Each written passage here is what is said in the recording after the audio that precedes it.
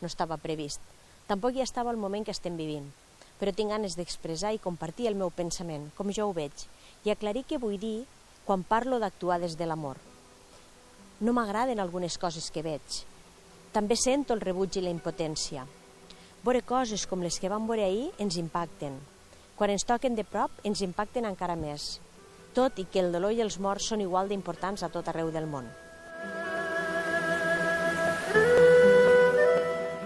Quan comento que tan sols des de l'amor es pot canviar el món, ho dic tal com jo ho sento, és la meua veritat. Allò en el que vivrem és allò que fem créixer. Sento que la societat, el nostre món, està immers en un sense sentit. Cada dia sembla que anem a pitjor i, sincerament, crec que l'única manera de reconduir això és canviant la vibració de la Terra. I es comença canviant el que vibra dins de nosaltres i dins dels nostres cors. Crec que és necessari un canvi d'actitud, d'estratègia i de paradigma. Difícilment canviarem res des de l'odi, la maledicció, des de la guerra. Per tant, les persones que volem un món diferent, millor per a nosaltres i per als nostres fills i nets, hem de caminar junts cap a un objectiu comú, cap a la bona convivència, cap a la pau al món, cap a la pau als nostres cors, i hem de vibrar aquest sentiment per poder-lo expandir.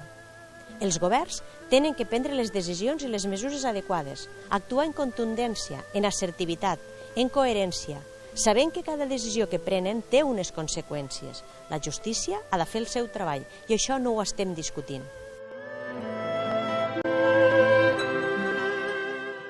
Estic parlant del que podem fer, com podem contribuir i ajudar les persones de peu, com tu i com jo. Des del meu punt de vista, tot allò que critiquem ho fem créixer. És la llei de l'atracció. No hi ha pensaments neutres, paraules neutres. Tot el que pensem i diem suma i té conseqüències. Nosaltres triem a on volem sumar. Sé que el que dic no és per tothom. Va per a les persones que estiguen en ressonància en això, que compartim aquestes idees. Les persones que sabem com funcionen les lleis universals, que en som cada vegada més, hem d'aplicar-nos al màxim i pujar, perquè al carro del morbo, al carro de l'odi, ja hi ha molta gent.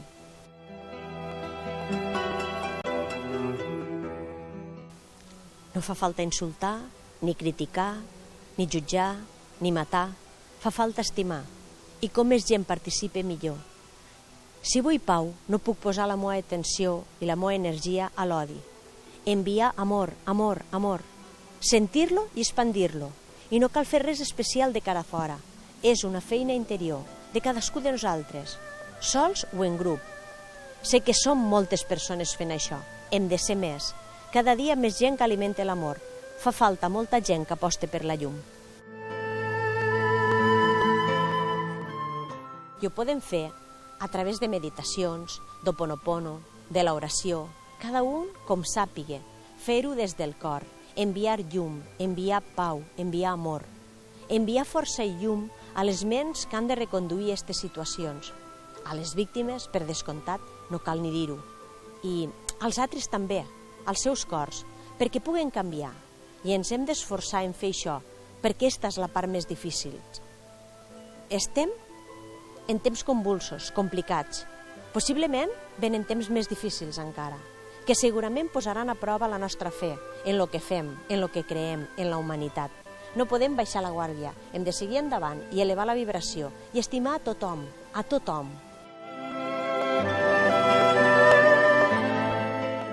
I això és una crida als treballadors per la llum, que som tots els que comprenem mínimament de què estic parlant. Poseu-vos en marxa, perquè la humanitat i la Terra us necessita.